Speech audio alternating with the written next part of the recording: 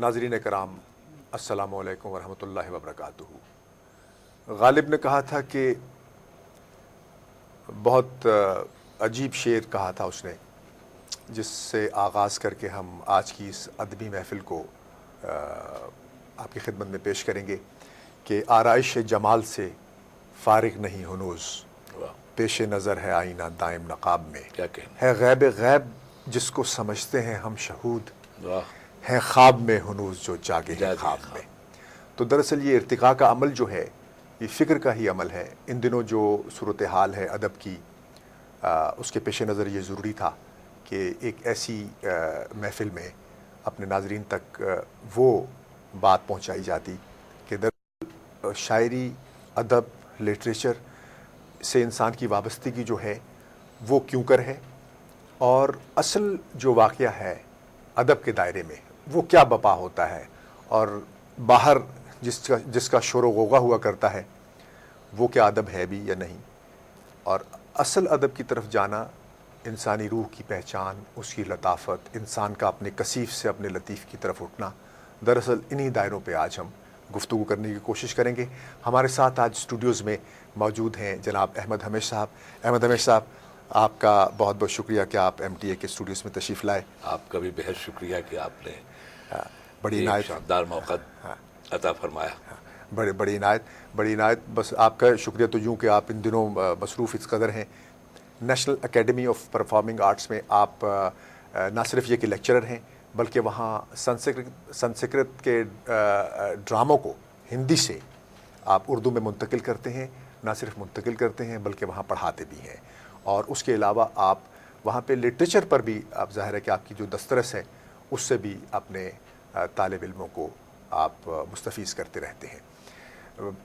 ناپا جو ہے national academy of performing arts جو ہے، اس کو ہیڈ کر رہے ہیں جناب ضیاء محی الدین صاحب۔ ضیاء محی الدین صاحب کی شخصیت سے ظاہر ہے کہ تمام ملک واقف ہے، اور ارشد محمود صاحب بھی ان کے وہاں پر معاون ہیں، اور احمد حمیش صاحب وہیں پر ان دنوں اپنے فرائض انجام دے رہے ہیں۔ احمد حمیش صاحب کے ایک جو زندگی ہے، اس میں ایک بہاؤ کی کیفیت ہے، اور یہ بہاؤ اپنے فطری رخ اختیار کرتے کرتے آج یہاں تک پہنچا کہ نظم سے ابتدا کی، غزل سے ابتدا ہوئی، دراصل نثری نظم کے بانی اور موجد ٹھہرے، اور افسانے میں ایسا کمال کا افسانہ لکھا جو بہت زبانوں میں جس کا ترجمہ ہوا، مکھی، اور کہانی مجھے لگتی ہے کہ عنوان سے ان کی کتاب آ چکی ہے، اس میں بہت شاندار افسانے شامل ہیں۔ آپ کو ہندوستان میں 1983 میں سرسوتی ایوارڈ بھارت کے آن جہانی وزیر اعظم اندرا گاندھی نے پیش کیا، اور یہ سنسکرت، ہندی شاستریہ سنگیت، سنسکرت ڈرامہ اور سنگیت و رقص پر دسترس رکھنے والے غیر ملکی ادیب اور ماہر شاستریہ سنگیت و رقص پہ دسترس رکھنے والے غیر ملکی ماہر فن کی حیثیت سے دلی میں منعقد شدہ تیسری عالمی ہندی کانفرنس میں انہیں یہ ایوارڈ ملا، اور یہ پاکستان سے پہلے ادیب اور ماہر فنون لطیفہ ہیں جنہیں سرسوتی ایوارڈ کا مستحق قرار دیا گیا۔ پھر 1980 میں پاک و ہند اردو کہانی سیمینار میں کہانی نویسی اور کہانی کی تاریخ پر آپ کا اظہار خیال جو ہے وہ بہت پرمعنی تھا، اور اپنی منفرد تخلیق جو کہانی مجھے لگتی ہے پیش کی وہاں پر، جس پر اپنے خطاب میں اس وقت کے وزیر خارجہ نرسمہا راؤ نے پسندیدگی کا اظہار کیا۔ اس سیمینار کی صدارت سعادت حسن منٹو جیسے عظیم افسانہ نگار کے ہم عصر رابندر سنگھ بیدی نے اس کی صدارت کی، اور نہ صرف یہ بلکہ اس تسلسل میں علی گڑھ، لکھنؤ، اورنگ آباد، ممبئی میں ذیلی سیمینارز بھی منعقد ہوئے، اور احمد حمیش کو ان ہر 4 سیمینار میں اپنی تخلیقات پیش کرنے کا اعزاز حاصل رہا۔ اور قابل ذکر معاملہ جو تھا وہ علی گڑھ کے سیمینار میں یہ ہوا کہ وی ایم ہال میں احمد حمیش کے اعزاز میں منعقدہ تقریب میں احمد حمیش پر ایک منفرد انداز میں ان کی وہاں پذیرائی ہوئی، اور 1985 میں ہندی بھاشا گیان سیمینار میں احمد حمیش نے ہندی زبان اور لسانیات پر اظہار خیال کیا۔ 1983 میں پاکستان رائٹرز کانفرنس میں شاہکار کہانیاں نظر شائقین کی اور داد پائی، اور اس کے علاوہ ریڈیو پاکستان سے وابستہ رہے بہت زمانہ، مگر کبھی وہاں مستقل ملازمت کا مطالبہ نہیں کیا، اور انتہائی روشن خیال، جمہوریت پسند، اتحاد بین الرجال کے نقیب اور بر صغیر و ہند و پاک کے عوام کے درمیان بھائی چارے اور افہام و تفہیم کے خاص طور پر اور پوری عالم انسانیت کے درمیان محبت کے عام طور پر نہ صرف قائل ہیں بلکہ یہ معاملہ ان کے ایمان کا حصہ اور ان کی تمام نثری و نظمی تخلیقات کا بنیادی نقطہ ہے۔ اب یہ تو ہے تعارف، لیکن تعارف ان کا یہ ہے کہ ایسی معرکۃ الآراء نظمیں آپ نے تخلیق کی اور وہ نثری نظمیں ہیں۔ نثری نظموں کا یہ سلسلہ ہے کہ اس کے بہت سے دعوے دار ہیں کہ مثلاً قمر جمیل ہیں، مثلاً کشور ناہید ہیں، مثلاً جب اس کا آغاز ہوا تو مبارک احمد مبارک جو ہیں وہ بھی نثری نظم ظاہر ہے انہوں نے بھی بہت لکھی، لیکن اصل میں یہ دیکھنا ہے کہ پہلے بلحاظ سن کس نے شروع کی، تو اس میں احمد حمیشی کا نام آتا ہے، لیکن احمد حمیش کو میرا ذاتی خیال ہے کہ اس کی ضرورت نہیں ہے کہ نثری نظم جو ہے وہ اگر یہ موجد ہیں یا نہیں ہے وہ تو تاریخ دیکھتی ہے، لیکن جو ان کی نظم ہے وہ بہرحال بہت ہی مضبوط اور بہت ہی شاندار ہے۔ نثری نظم کیا ہے، اس سے پہلے کہ میں ان کے وہ خدمت میں یہ عرض گزاروں کہ نثری نظم کو کے بارے میں اپنا اظہار خیال فرمائیں اور ہمارے ناظرین کو آغاز ہی میں اپنی چند پسندیدہ اور مشہور نثری نظموں سے نوازیں۔ میں پھر وہ غالب کا شعر پڑھوں گا کہ عجیب شعر ہے کہ فشار تنگی خلفت سے بنتی ہے شبنم، ہاں یہ ہے، فشار تنگی خلوت سے بنتی ہے شبنم، صبا جو غنچے کے پردے میں جا نکلتی ہے۔ تو وہ جو صبا جو ہے انسانی حرارت جو ہے اس کی تخلیق میں جو خون موجزن ہے، وہ جب اس کے دل کے غنچے کے پردے میں کہیں جا نکلتی ہے تو غزل جیسی سرتاج صنف جو قصیدے، مسدس، نظم، آزاد نظم تک ہوتے ہوتے ان کے درمیان میں کھڑی ہے، وہاں پھر ایک خیال اور فکر جو ہے وہ ایک اور راہ اختیار کرتی ہے میرا خیال ہے، تو وہ پھر نثری نظم کی صورت میں میرا خیال ہے اس کا اظہار ہوتا ہے۔ آپ کا کیا خیال ہے کہ نثری نظم، یہی پہلا سوال ہے میری اس گفتگو کے بعد، کہ نثری نظم جو ہے کیا وہ آپ کا خیال ہے کہ اس لیے وجود میں آتی ہے کہ غزل یا آزاد نظم یا اس نظم کی دوسری اصناف قصیدہ، مسدس، مثنوی وغیرہ اس کی متحمل نہیں ہو سکتی اس فکر کی ایکسپریشن کے لیے؟ احمد وار صاحب، میں اس گفتگو کو غالب کے ایک مصرے سے اٹھانا چاہتا ہوں۔ غالب کا ایک مصرع ہے کہ کون ہوتا ہے حریف مہ مرد افغن عشق۔ ادب، شعر و ادب کی تخلیق اور اس کا پھر اس کی ترتیب، اس کی تدوین، یہاں تک جب ہم سفر کر رہے ہوتے ہیں، اور بہت سے ادیبوں نے سفر کیا ہے، بہت سے شاعروں نے سفر کیا ہے، تو ان کو اس بات کا تجربہ ہوا کہ ان کے وہاں جب تک تخلیقی حسن یا تخلیقی قوت جب تک کام کر رہی ہوتی ہے تو وہ بہت کچھ اضافہ کر رہے ہوتے ہیں، بہت کچھ خلق کر رہے ہوتے ہیں اور بہت کچھ اصناف کی روح سے یا مختلف روح سے اضافہ کر رہے ہوتے ہیں۔ اس کا تعلق بڑی حد تک تخلیقی عرج سے، اگر وہ ہے تو ٹھیک ہے، نہیں ہے تو پھر سوال ہی نہیں پیدا ہوتا۔ بات یہ ہے کہ میں نے اپنی زندگی کے سفر میں جہاں تک مجھے یاد ہے، مجھے اپنی 3 سال 4 سال کی عمر تک کی باتیں یاد ہیں، کیونکہ مجھ میں اور کوئی نیکی ہو یا نہ ہو، کوئی اور خوبی ہو یا نہ ہو، لیکن یادداشت بہت اچھی، اللہ کا احسان۔ مجھے 3-4 سال کی عمر سے باتیں یاد کی، ایک بات یاد ہے، اس کا اندازہ میری بائیوگرافی سے آپ کو ہو سکتا ہے، وہ جو جی ہاں، مکر چاندنی جو ہے اس میں تو سے لکھ رہا ہوں۔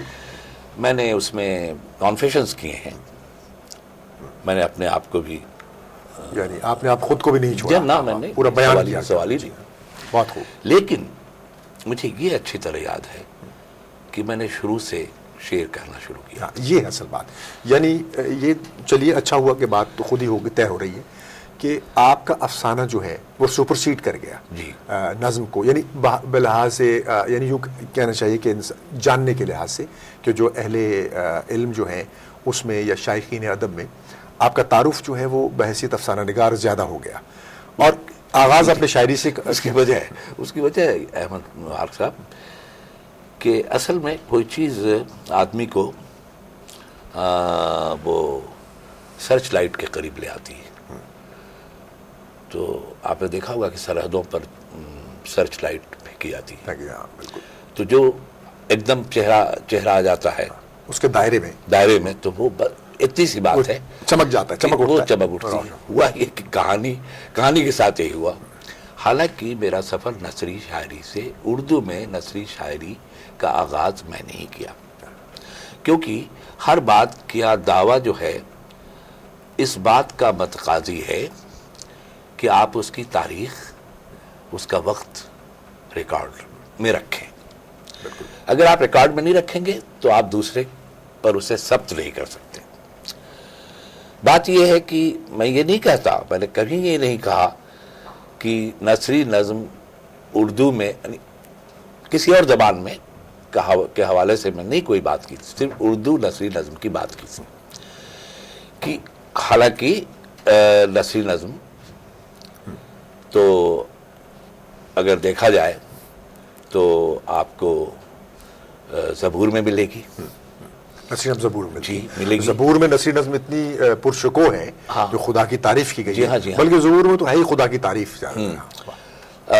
بلکہ اور آگے آپ جائیں گے تو آپ کو سنسکرت ناٹکوں میں کے ردم جو ہیں، سنسکرت ناٹکوں کے جو ردم ہیں اس میں نثری شاعری سے بھرے پڑے ہیں، اس میں نثری شاعری اعلیٰ درجے کی گئی ہے، جو پرانے سنسکرت ناٹک جیسے ابھیگیان شاکنتل ہے یا شودرک کا ناٹک مرکٹک ہے، اس میں بہت نثری شاعری کی گئی ہے، اس میں نثری شاعری بے پناہ ہے۔ اس کا یہ بات ٹھیک ہے کہ ہمیں نثری شاعری تو نظر آ ہی رہی تھی مختلف یعنی دائروں میں، جو جغرافیائی لحاظ سے اور تاریخ کے لحاظ سے، یعنی ایسے زمانوں میں، لیکن بلکہ اگر مجھے اجازت دیں پلیز، تو میں ایک نازک بات ہے لیکن اگر اجازت دیں تو میں کہوں کہ میں نے حضرت علی کرم اللہ وجہہ کے نہج البلاغہ کا جب مطالعہ کیا تو اس میں نثری شاعری کے اعلیٰ درجے کے نمونے پائے۔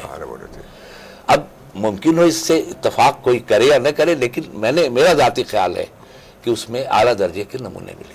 اس کا مطلب یہ ہے کہ نثری شاعری یعنی جب فکر اور خیال جو ہے وہ اوپر اٹھتا ہے، جی ہاں اٹھتا ہے، تو اٹھنے کے ساتھ ہی اس کے اندر ایک نغمگی پیدا ہو جاتی ہے میرے خیال میں، جی ہاں، جو ابھی جو مجھے سمجھ میں آ رہی ہے آپ جس بات سے، جو نغمگی پیدا ہوتی ہے تو اس کی لطافت جو ہے وہ اس کو ایک نظم کی شکل میں قریب دینے کی کوشش کرتی ہے، جی ہاں، جی ہاں، جس پر اس کے اندر وہ ردم پیدا ہوتا ہے، جس سے وہ نثر جو ہے وہ ایک، چونکہ وہ اپنی عام طور پہ جو ایک ٹھری اور نثر کی جو کثافت ہے، ایک نثر تو ایسی ہوتی ہے نا، اس سے اوپر اٹھ کر وہ پھر ایک نظم کی صورت اختیار کرتی ہے، جس کا آہنگ جو ہے، غنائیت جو ہے، وہ پھر اس کو نثری نظم بنا دیتی ہے۔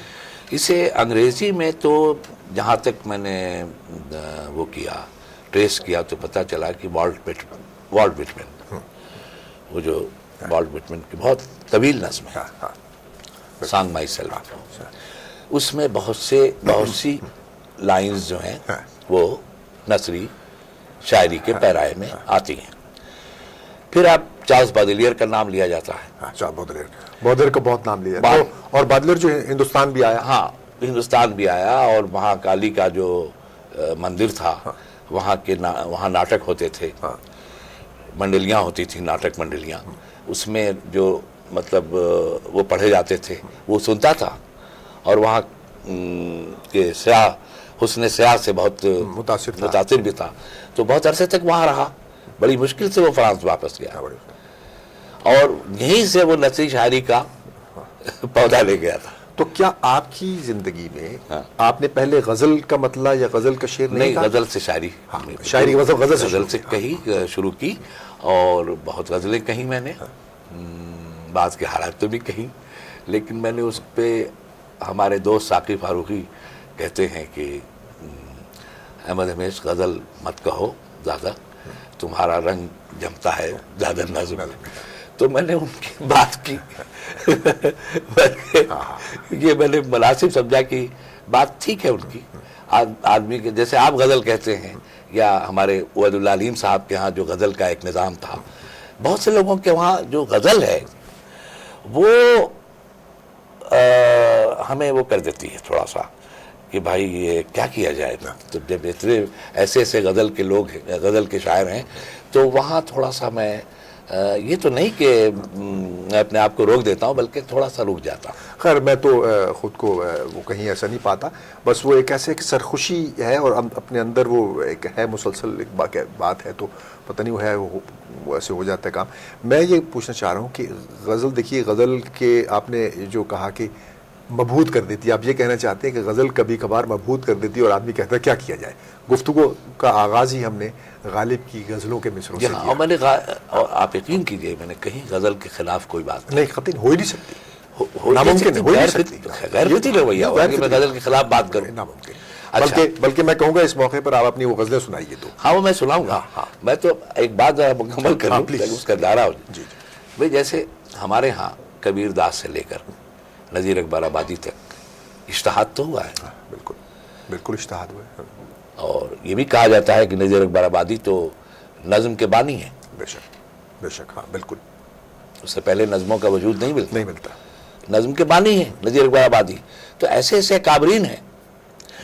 نذیر اکبر آبادی کو جب میں نے دیکھا کہ نذیر اکبر آبادی کی شاعری کا اثر پوری ترقی پسند تحریک پہ پڑا، ترقی پسند تحریک بالکل بالکل اس کے تتبع میں آگے بڑھی. نذیر اکبر آبادی سے اختلاف یہاں وہ نہیں کیا جا سکتا. لیکن نذیر اکبر آبادی کو بہت سے بیوروکریٹس نے پسند نہیں کیا. ٹھیک بات. جیسے شیفتاب، نواب شیفتاب نے پسند نہیں کیا. تو نواب شیفتاب بھی اپنے زمانے کے بیوروکریٹ ہی تھے، بیوروکریٹ تھے، نقاد بھی تھے. اچھا. اور شمس الرحمان فاروقی صاحب بھی پسند نہیں کرتے. انہوں نے بھی نہیں کیا. تو اب کیا کیا جائے؟ نہیں پسند کرتے تو کیا کریں؟ ہم ندی کی روانی کو روک تو نہیں سکتے. دریا بہتا ہے تو ہم نہیں روک سکتے. مجھے یہاں پہ یہ کہنے دیجیے گا، یہ اجازت دیجیے گا کہ عموماً مختلف اصناف میں یہ ہوتا ہے کہ کبھی کوئی یعنی اب نظم کا شاعر ہے تو وہ کہے گا غزل اچھی نہیں ہے، غزل کا شاعر ہے تو وہ کہتے ہیں نظم اچھی نہیں ہے. اور اس کی کسی سے آزاد نظم کا ہے تو کہتے ہیں پابند نظم اچھی نہیں ہے.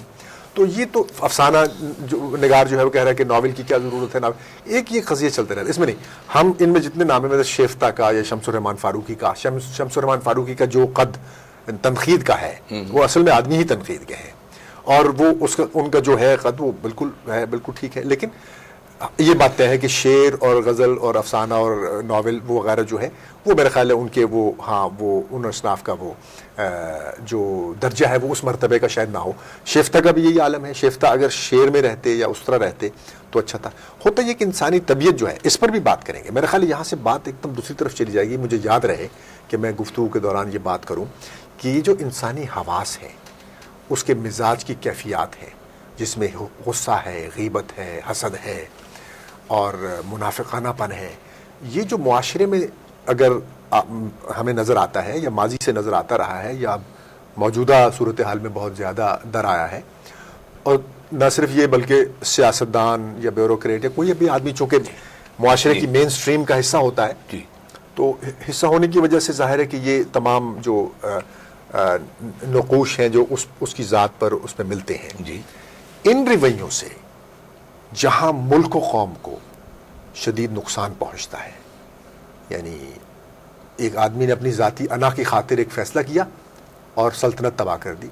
ایک آدمی نے اپنے حسد اور غصے کی وجہ سے کچھ لوگوں کو تہ تیگ کروا دیا اور نقصان کر دیا. تو ادب میں بھی یہی صورتحال ہے کہ غصے اور اس ناپسندیدگی کے رجحانات سے آدمی ذرا تجاوز کرتا ہے. جب بھی ظاہر حد سے تجاوز ہی کرنے کا نام ہے ان کیفیات میں، بالکل درست فرمایا، جب بھی ان کیفیات میں مبتلا ہوتا ہے.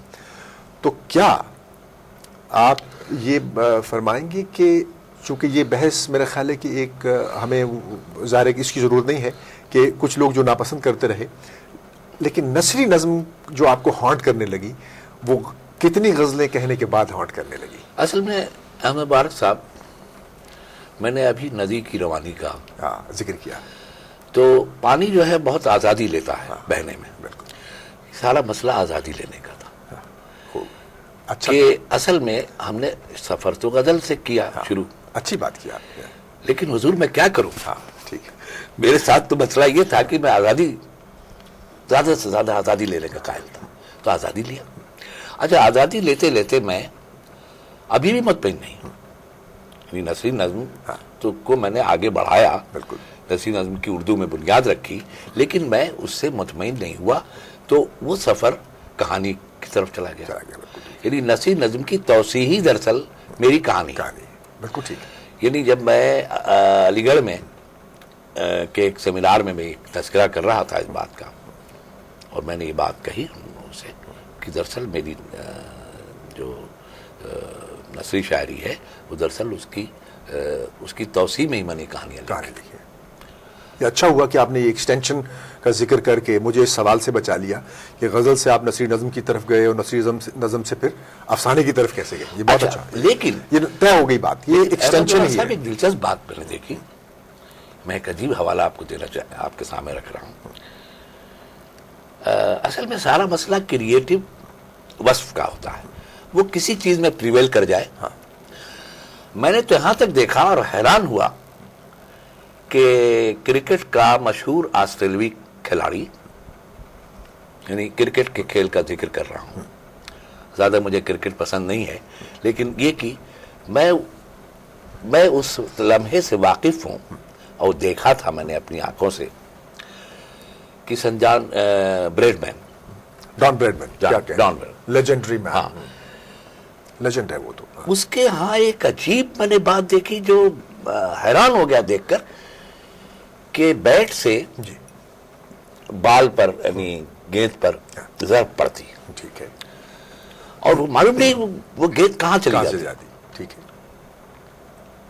ممکن وہ کسی کہیں ماورا میں نے محسوس کیا جیسے کہ یہ گیند ماورا میں چلی گئی. ٹھیک بات. یہ جو کریٹو کک تھی، کریکٹ، اس کا تو جواب نہیں.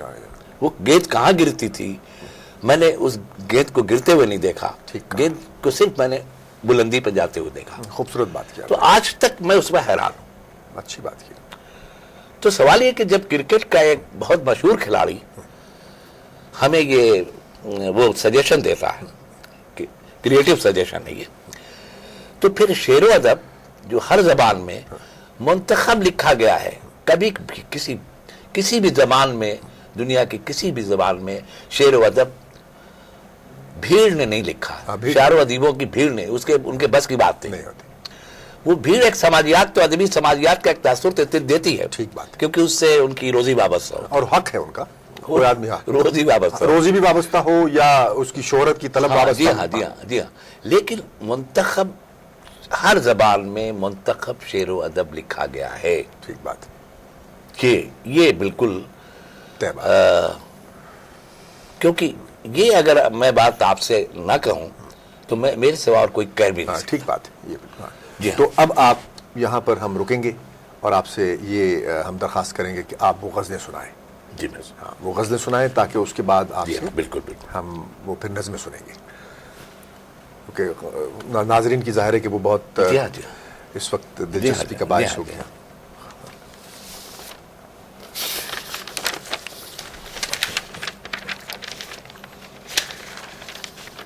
جی ثاقب فاروقی سے معذرت کے ساتھ. ٹھیک ہے. اچھا وہ لندن میں سن رہے ہوں گے ثاقب فاروقی بھی اور خوش ہو رہے ہوں. بلکہ میں انہیں ٹیلی فون کر دوں گا کہ سنیے گا جب MTA پہ نشر ہو گفتگو تو یہ سنیں. ہاں سنیے ایک ہی غزل. ارشاد.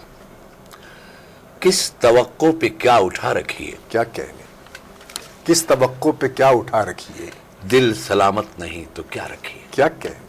واہ واہ واہ واہ واہ واہ. عمدہ ہے، بہت عمدہ ہے. کس توقع پہ کیا اٹھا رکھیے، واہ. دل سلامت نہیں، دل سلامت نہیں تو کیا رکھیے، لکھیے کچھ اور داستان دل. واہ واہ. لکھیے کچھ اور داستان دل اور زمانے کو مبتلا رکھیے. واہ واہ واہ. اور زمانے کو مبتلا رکھیے. لکھیے کچھ اور داستان دل اور زمانے کو مبتلا رکھیے. اور زمانے کو مبتلا رکھیے. واہ واہ. روح کا غم تو استعارہ ہے. روح کا غم تو استعارہ ہے. روح کے غم سے واسطہ رکھیے. روح کا غم تو استعارہ ہے. روح کے غم سے واسطہ رکھیے. اور شعر سنیے کہ سر میں سودا رہے محبت کا. واہ واہ. سر میں سودا رہے محبت کا. سر میں سودا رہے محبت کا. پاؤں کی خاک میں انا رکھیے. واہ واہ واہ. سر میں سودا رہے محبت کا, پاؤں کی خاک میں انا رکھیے, اور بوند بھر آب کیا مقدر ہے. بوند بھر آپ کیا مقدر ہے, بوند بھر آب کیا مقدر ہے, اب رکھیے تو کچھ ہوا رکھیے. اب رکھیے تو کچھ ہوا رکھیے. کیا کہیں. اور شعر سنیے کہ شاید یہ شعر کچھ پسند آیا آپ کو. ضرور ضرور. بند ہو جائے نہ کہیں آنکھیں, بند ہو جائے نہ کہیں آنکھیں, خانہ درد کو کھلا رکھیے. خانہ درد کو کھلا رکھیے. اور شعر سنیے کہ اس سے پہلے کوئی جلانے آئے, اپنے ہاتھوں ہی گھر جلا رکھیے. اپنے ہاتھوں ہی گھر چلا رکھیے. واہ واہ واہ واہ. اور یہ کبیر داس کے دوہے سے متاثر ہو کے لکھا تھا میں نے, کہ کیا تھا وہ دوہا؟ کبیر وہ داس دوہا تھا کہ کبیرہ بیچ بازار میں لیے لکاٹی ہاتھ, واہ, جاکو اپنا گھر پھونکنا چلے ہمارے ساتھ. جاکو اپنا گھر پھونکنا یعنی جس چلے کو ہمارے ساتھ, جس کو گھر پھونکنا وہ ہمارے ساتھ. ہمارے ساتھ. واہ واہ واہ واہ. اور مقتا ہے کہ ہو چکی حسرتیں تمام ہمیش, واہ, ہو چکی حسرتیں تمام ہمیش, اب تو دنیا سے فاصلہ رکھیے. اب تو دنیا سے فاصلہ رکھیے. یہ تو یہ اگلی غزل بھی ہے, وہ بھی سنا دیجیے. ہاں ضرور. اگلی غزل بھی سنا دوں. اچھا سنا دیجیے. آپ کی اجازت ہو. جہاں سے ہوتا ہے پیارے خدا کا نام شروع. واہ واہ واہ واہ, کیا مصرع ہے. جہاں سے ہوتا ہے پیارے خدا کا نام شروع, وہیں سے کرتے ہیں ہم زندگی کا کام شروع. سبحان اللہ سبحان اللہ. وہیں سے کرتے ہیں ہم زندگی کا کام شروع. سبحان اللہ سبحان اللہ. بہت خوب مطلب ہے. یہ کیسی راہ سفر ہے, یہ کیسا عالم ہے. یہ کیسی راہ سفر ہے, یہ کیسا عالم ہے کہ پاؤں رکھیں جہاں بھی وہیں مقام شروع. سبحان اللہ سبحان اللہ. واہ واہ واہ, کیا کہہ رہے ہیں. اور شعر سنیے کہ ودائے گرد سفر کے قریب ہے منزل. ودائے گرد سفر کے قریب ہے منزل. ودائے گرد سفر کے قریب ہے منزل, پہنچنا شرط ہے سمجھو کہ ایک کام شروع. پہنچنا شرط ہے سمجھو کہ ایک کام شروع. واہ واہ واہ. جہاں سے ہوتا ہے دل پر نزول بار عذاب.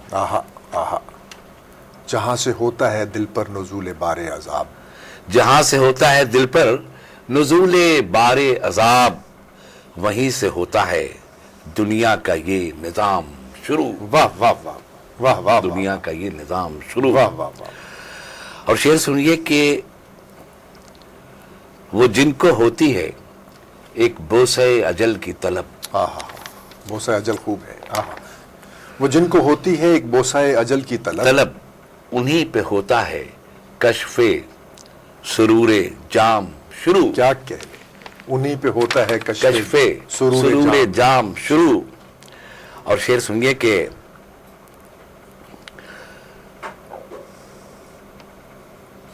سکوت و شور کے مابین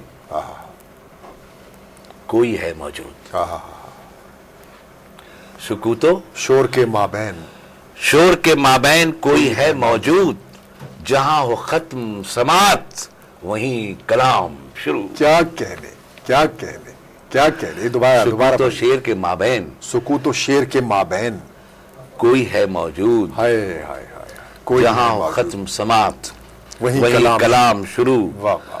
اور مختارز ہے کہ بڑی عجیب ہے یہ داستان عشق ہمیش.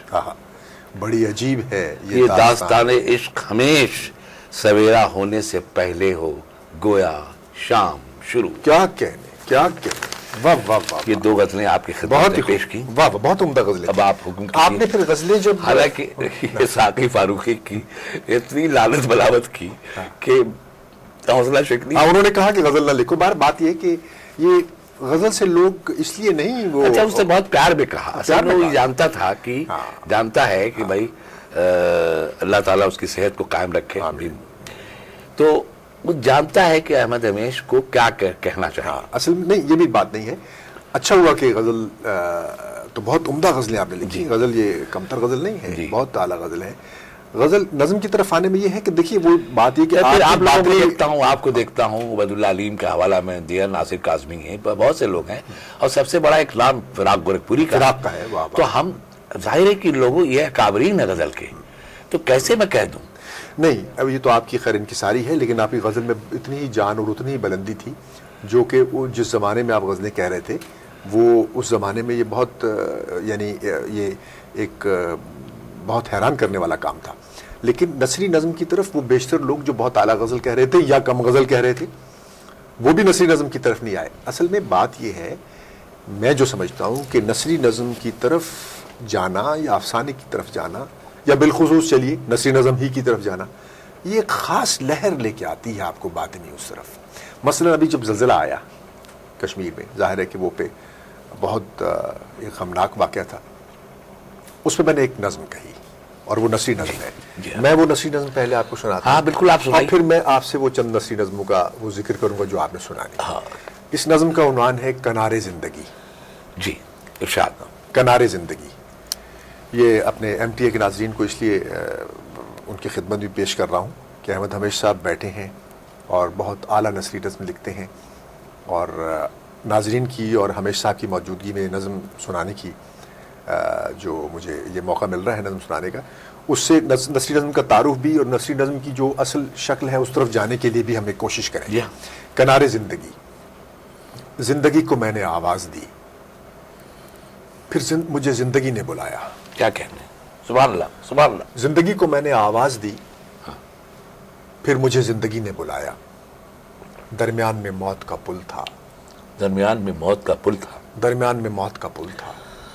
واہ واہ. زندگی کو میں نے آواز دی، پھر مجھے زندگی نے بلایا. درمیان میں موت کا پل تھا، مجھے کچھ دیر کو وہیں ٹھہرنا پڑا. واہ. دریا اور پہاڑوں کے دامن سے سر ٹکراتی ہوا، ملبے سے اٹھتا ہوا غبار اور ہراساں کرنے والی دہشت. کیا کہنے. ملبے سے اٹھتا ہوا غبار اور ہراساں کرنے والی دہشت. میں نے دوسری مرتبہ موت اور زندگی کو ہم آغوش دیکھا. کیا کہنے کیا کہنے. میں نے دوسری مرتبہ موت اور زندگی کو ہم آغوش دیکھا. پہلی مرتبہ وہ تھی جب میری ماں نے مجھے جنم دیا تھا. کیا کہنے کیا کہنے. سبحان اللہ سبحان اللہ. نشیب کی عطا سے آسمان کی پناہ تک. واہ. نشیب کی عطا سے آسمان کی پناہ تک، اور اس سے بھی آگے مقام محمود تک. کیا کہنے. میرے معبود تک. میری عمر کی خاک بکھری ہوئی تھی. واہ واہ واہ واہ. نشیب کی عطا سے آسمان کی پناہ تک، اور اس سے بھی آگے مقام محمود تک. نشیب کی عطا سے آسمان کی پناہ تک، اور اس سے بھی آگے مقام محمود تک. میرے معبود کی خاک میرے معبود تک میری عمر کی خاک بکھری ہوئی تھی. تمام منظروں سے میں نہیں گزرا تھا، وہ خود گزر گئے تھے. شام کے سمے کا تھکا ہارا دن، میں اپنی تھکن سے بے نیاز رونے لگتا ہوں. شام کے سمے کا تھکا ہارا دن، میں اپنی تھکن سے بے نیاز، ہونے نہ ہونے کی خبر سے بے خبر رونے لگتا ہوں.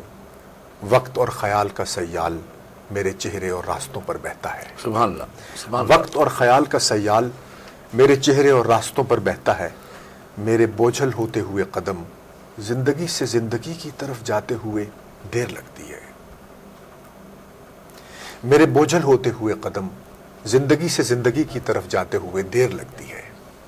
خاموشی کے تختے پر موت کے پل کی ریلنگ کو تھامے ہوئے میرے شل ہاتھ، زندگی کو آواز دینے کی طاقت مجتمع کرتے ہوئے شام اور مسافت کی ہولناکی میں میری آواز کہیں کھو گئی تھی. کیا کہنے. احمد آپ نے یہ نظم کب خلق کی؟ یہ جب کشمیر میں زلزلہ آیا ہے ہمارے پاکستان. ہاں وہ محرکات تو ہیں. تو وہ محرکات تھے اس غزل کے. میں نے موت کو دیکھا اور میں نے دیکھا کہ کیسے اپنے معبود کے آگے جھکنے سے ہی انسان کی پناہ ہے دراصل، اور اس سے بڑی کوئی پناہ نہیں ہے. اس کی حیات دراصل بس اسی کی امانت ہے. تو اس سے میں بہت ایک دکھ میں مبتلا ہوا. دیکھیے کتنے زمانے یعنی لگ بھگ یہ اکتوبر اس کا واقعہ ابھی تک، لیکن وہ ریوائیو کر گیا. ریوائیو کر گیا. جی تو اصل میں یہ ہے وہ. میں یہ چاہوں گا کہ اب نثری نظم جو ہے آپ کی 2-3 نظموں نے مجھے بہت ہانٹ کیا تھا. مثلا میں آپ کی یہ نظم لے کے آؤں، اس میں وہ آپ تلاش کیجئے اور مجھے سنائیے. ایک تو مکاشفہ ہے اور دوسری وہ ہے وہ کہ جیسے سنگ تیرے کی سرخ کاش. وہ حیرت تو وہ تو باقاعدہ پابند نظم ہے. پابند نظم. پہلے پابند سے شروع کر دیجیے تو پھر وہاں سن جائیے، پھر آپ تشریح نثریہ، کیونکہ وہ نظم ضروری ہے. یا وہ بعد میں سنا دیجیے جو آپ کہیں گے. ایک آدھ اپنی مرد اگر ہاں جیسے اپنی چوائس سے سنا دیجیے. اپنی چوائس سے ایک آدھ. ٹھیک ہے ٹھیک ہے. اجازت؟ ہاں اجازت، بالکل اجازت. میں کچھ منتخب نظمیں سنائیے. نظمیں سنا رہا ہوں. ہاں منتخب نظم. سب سے پہلی نظم ہے جھونکا، جھونکا، جو میں نے 1958 میں لکھی تھی. 1958. جی. وہ کون تھی، کہاں ملی، مجھے تو کچھ پتا نہیں، مجھے تو کچھ پتا نہیں، مگر وہ جب چلی گئی تو دور تک خیال میں ہوا کا تیز شور تھا. تو دور تک خیال میں ہوا کا تیز شور تھا. سبحان اللہ. یہ میری پہلی نظم ہے. بہت خوبصورت نظم. اس میں وہ پورا جذبہ آیا جی ہے. ہاں جی. بہت خوب. دوسری نظم سنا رہا ہوں میں. جی. لاشعور. لاشعور. سفید پانیوں کے نام. سفید پانیوں کے نام. میں سو گیا تو زندگی علامتوں کی کھوج میں نکل گئی. واہ واہ. میں سو گیا تو زندگی علامتوں کی کھوج میں نکل گئی. پرانے زاویوں کی دھول جسم پر ملے ہوئے بہت نراش. سینکڑوں برس کے گیت گھاٹ گھاٹ پھیلتے سفید پانیوں میں گھولتی چلی گئی. کیا کہنے، کیا کہنے. گھولتی چلی گئی. سفید پانیوں میں گھولتی چلی گئی. گھولتی چلی گئی. سفید پانیوں کے نام، پرانے زاویوں کی دھول، نفرتیں اور پتھروں کی ڈھیریاں. واہ واہ. نفرتیں اور پتھروں کی ڈھیریاں. اداس پاؤں تھک گئے. واہ واہ واہ. اداس پاؤں تھک گئے. نہ جادوؤں کی بھیڑ تھی، نہ لوگ تھے جو دھات کے بنے ہوئے حصار میں گھرے ہوئے بکھر گئے. واہ واہ. واہ واہ. اداس پاؤں تھک گئے. نہ جادوؤں کی بھیڑ تھی، نہ لوگ تھے جو دھات کے بنے ہوئے حصار میں گھرے ہوئے بکھر گئے. نشان کانپتے نشان کھو گئے. وہ گاؤں اور گاؤں کی ندی پہ ایک پل کہ جیسے آئینے پہ سنترے کی سرخ کاش. سبحان اللہ. سبحان اللہ. وہ گاؤں اور گاؤں کی ندی پہ ایک پل کہ جیسے آئینے پہ سنترے کی ایک سرخ کاش. واہ واہ. وہ پل اب بھی موجود ہے. واہ واہ. آپ گاؤں. بارہا جو دھوپ میں چمک اٹھی سرخ کاش. بارہا جو دھوپ میں چمک اٹھی وہ بارشوں سے دھل گئی. واہ واہ واہ. وہ بارشوں سے دھل گئی.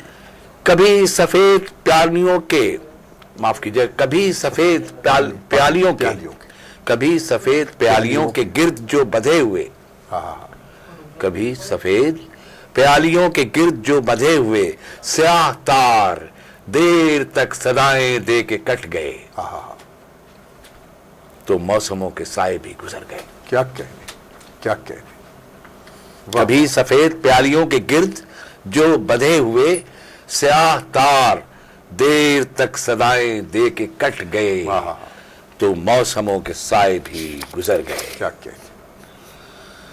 زمین اپنے آنسوؤں سے بھیگتی چلی گئی. سبحان اللہ. سبحان اللہ. زمین اپنے آنسوؤں سے بھیگتی چلی گئی. ہوا چلی تو دور دور دھند سے اٹے ہوئے گھروں کی مون بستیوں میں فاصلوں کے تیز سنک بج اٹھے. ہائے ہائے. فاصلوں کے تیز سنک بج اٹھے. ہوا چلی تو دور دور دھند سے اٹے ہوئے گھروں کی مون بستیوں میں فاصلوں کے تیز سنک بج اٹھے. فاصلوں کے تیز سنک بج اٹھے. जहाज कोई आ रहा है पानियों को चीरता, वाह वाह वाह, जहाज कोई आ रहा है पानियों को चीरता।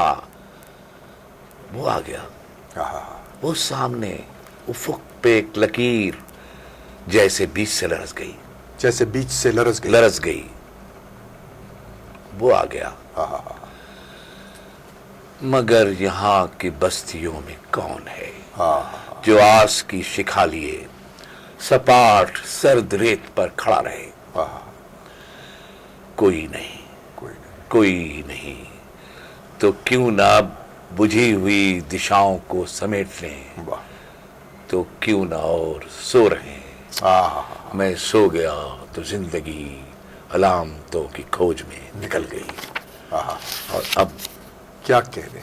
2-3 हाँ प्लीज, तो नज़में ही सुनने के लिए आपको नहीं आप यहाँ ज़हमत दिए हुए हैं, फिर उसके बाद बात होगी बीच में। जी बिल्कुल।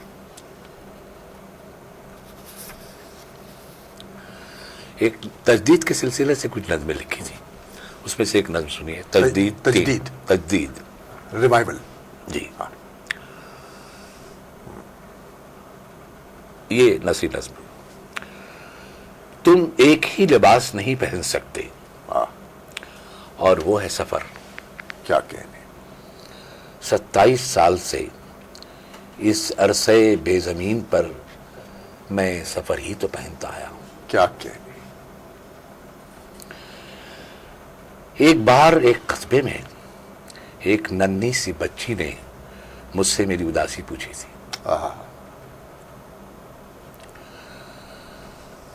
एक नन्ही सी बच्ची ने मुझसे मेरी उदासी पूछी थी। मेरी उदासी मेरे अंदर थी और बच्ची का मतलब बाहर था। बाहर की कुव्वत ने मेरी छुपी हुई रोटियां छीन ली।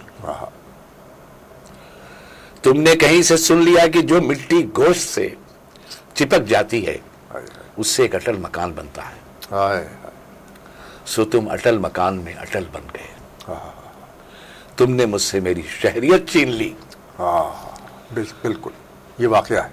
क्योंकि मैं उन लोगों में से नहीं था जिन्होंने महज औरतों के नाम सूंघने में कई बरस गुजार दिए। वाह वाह। फिर शायद उन्हें कोई चोर दरवाजा मिल गया। कुछ लोग जो जेल से छूट के आए थे उन्होंने अपने घरों की सलाखों को नीले रंग से रंग लिया, क्योंकि नीले रंग की नींद आराम और वहम के दरमियान शायद एक टॉनिक होती है।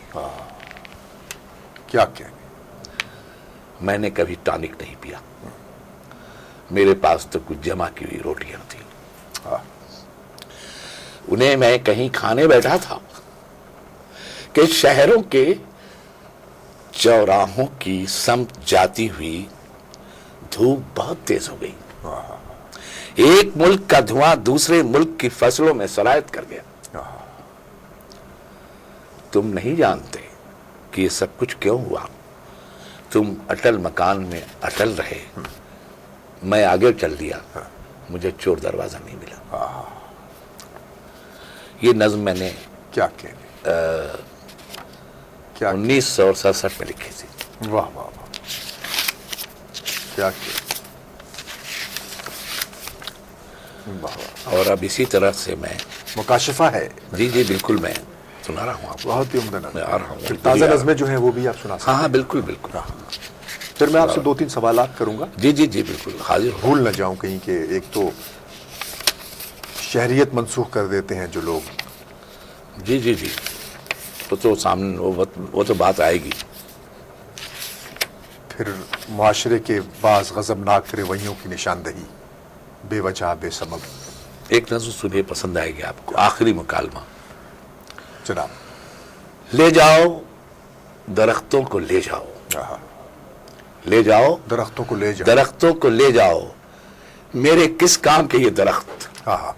ले जाओ, ले जाओ, मैं तो मर रहा हूं, मेरे साथ जाने वाले कुछ ही लोग तो हैं। मैं तो मर रहा हूं, मेरे साथ जाने वाले कुछ ही लोग तो हैं। मैंने बात की उन रास्तों से कि जो रास्ते नहीं थे। क्या कहने, پھر میں ندی میں ڈوب گیا. ہائے ہائے.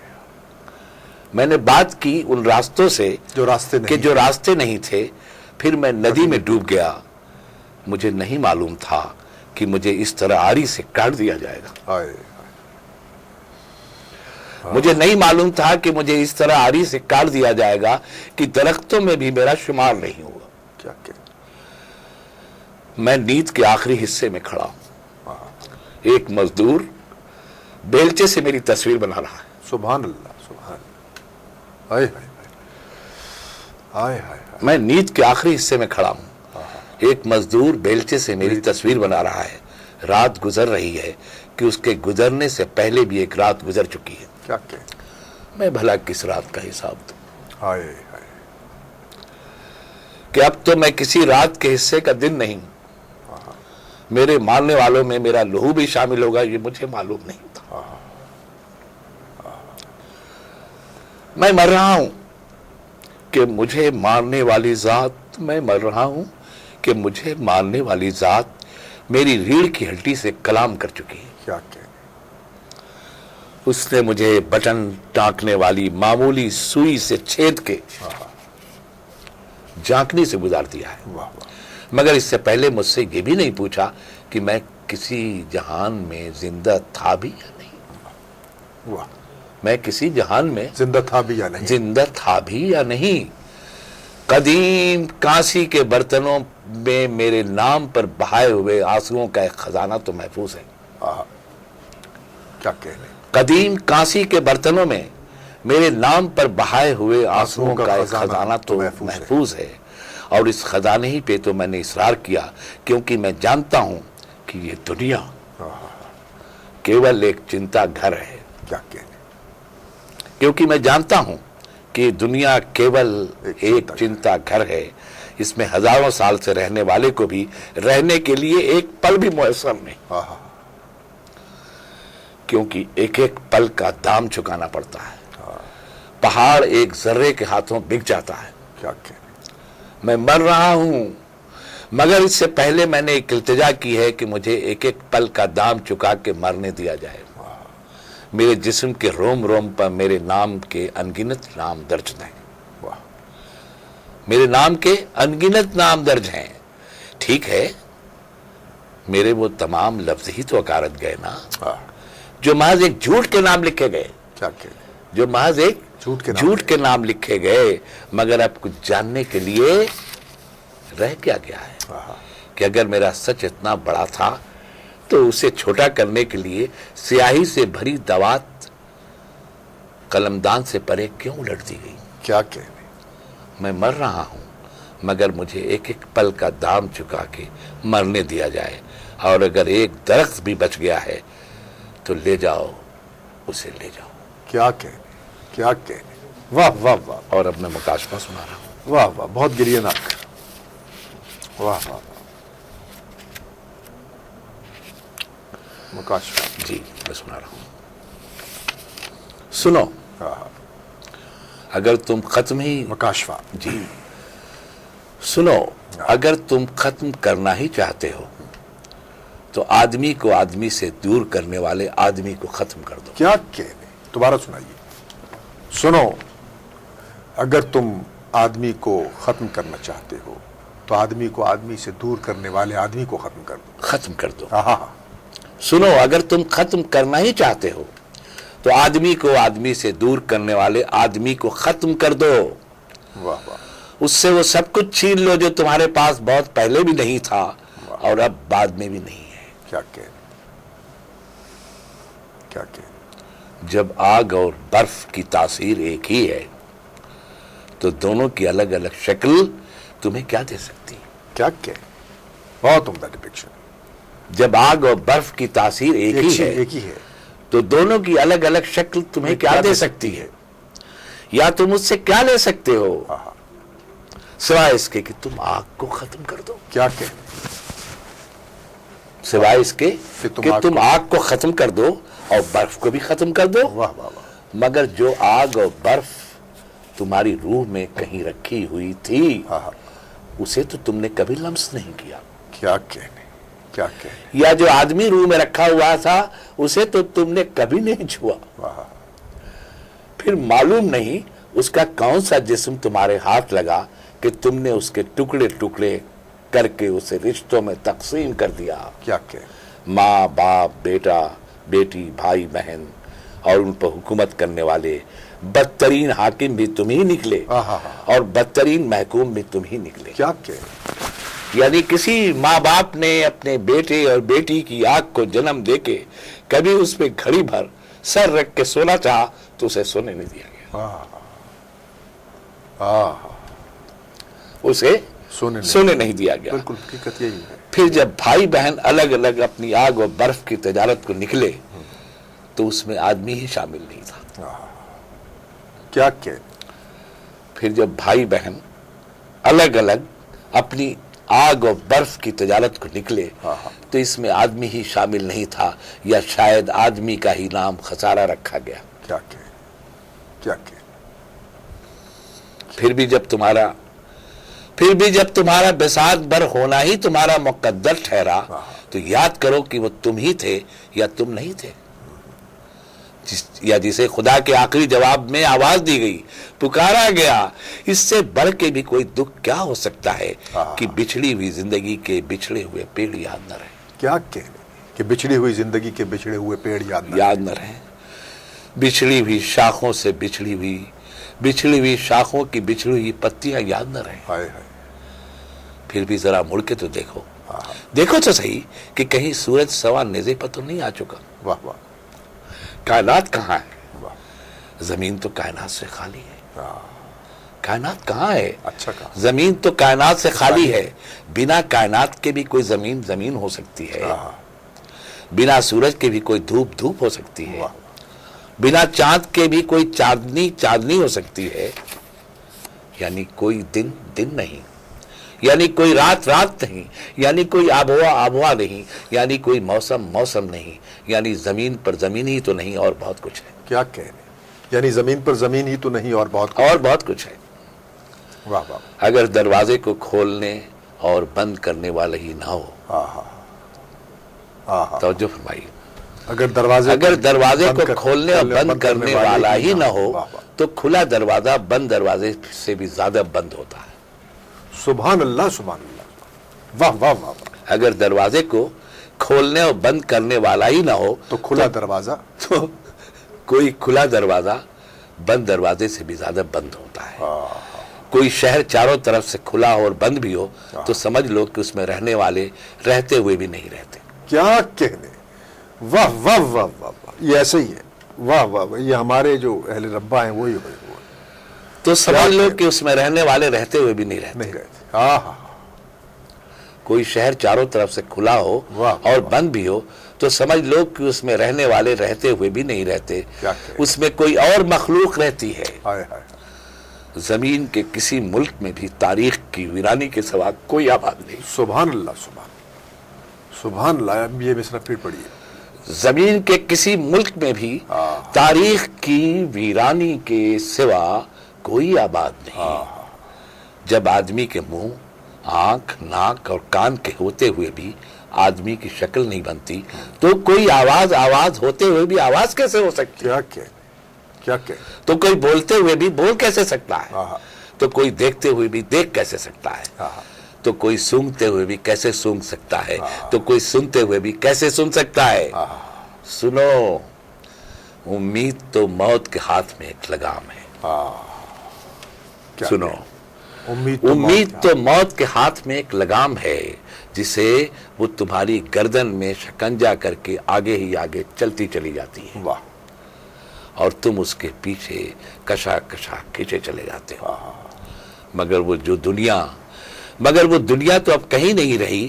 وہ تو تمہاری زمین میں یا تم میں کہیں گم ہو گئی. کیا کہیں گم ہو گئی. اور اب ایک دو نظم پلیز. یہ مکاشفات کا واہ واہ واہ واہ.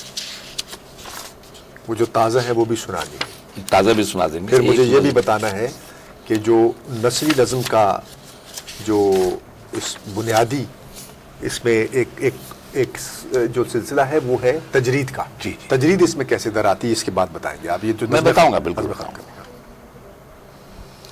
یہ میں نے اپنی بیٹی کے لیے نظم لکھی ہے، انجلا کے لیے ایک نظم پیش کی. انجلا سے میں بہت قریب بھی ہوں اور کبھی کبھی اپنے آپ کو بہت دور محسوس کرتا ہوں. واہ، بالکل. شاید یہ دوری اور قربت کا احساس ہی مجھ سے یہ نظم لکھوائی لکھی. انجلا کے لیے ایک نظم جو آپ کی بیٹی ہے. جی جی. واہ. میرا دکھ میرا آبائی مکان ہے. میرا دکھ میرا آبائی مکان ہے. سو میری بیٹی، جہاں سے تیرے جسم کی ایک بوند کو محفوظ رکھے ہوئے میں انجانے سفر پہ نکلا اور زمین بھر کے تمام دکھوں میں عمر بھر سفر کرتا رہا. واہ واہ. میری بیٹی، تو نے ان لالٹینوں کے ماضی کو نہیں دیکھا. میری بیٹی، تو نے ان لالٹینوں کے ماضی کو نہیں دیکھا. تو نے ان لالٹینوں کے ماضی کو نہیں دیکھا جن میں ہر رات کوئی نہ کوئی عورت روشن ہوتی اور پھر بجھ جاتی. اور بجھی ہوئی عورت دوبارہ کبھی روشن نہیں ہوئی. واہ. اور بجھی ہوئی عورت کبھی دوبارہ کبھی روشن نہیں ہوئی. محبت نے پیڑوں کو اور پیڑوں نے پرچھائیوں کو جنم دیا. کیا اگر کوئی بجھی ہوئی عورت دوبارہ روشن ہو جاتی تو محبت اس کے پیڑ اور اس کی پرچھائیوں کو یکجا کر کے نئی دنیا بنائی جا سکتی. اگر کوئی بجھی ہوئی عورت دوبارہ روشن ہو جاتی تو محبت اس کے پیڑ اور اس کی پرچھائیوں کو یکجا کر کے ایک نئی دنیا بنائی جا سکتی تھی. میری بیٹی، تو نے تو ایڈیسن کے بلب کے زمانے اور اس کی راتوں اور اس کی پرچھائیوں کے درمیان جنم لیا. میری بیٹی، تو نے تو ایڈیسن کے بلب کے زمانے، اس کی راتوں اور اس کی پرچھائیوں کے درمیان جنم لیا. پھر تو نے کسی نہ کسی رات اور اس کی پرچھائیوں کو سمیٹ کر پھر تو نے کسی نہ کسی رات اور اس کی پرچھائی کو سمیٹ کے فیوز ہوتے ہوئے بلب کو تو ضرور دیکھا ہوگا. مگر کیا تو دیکھ سکتی ہے کہ جب ایڈیسن کا کوئی بلب فیوز ہوتا ہے تو اس کے حصے کی رات بھی اس میں فیوز ہو جاتی ہے، اور فیوز ہونے والی رات دوبارہ زمین پر کبھی نہیں ہوئی. واہ واہ.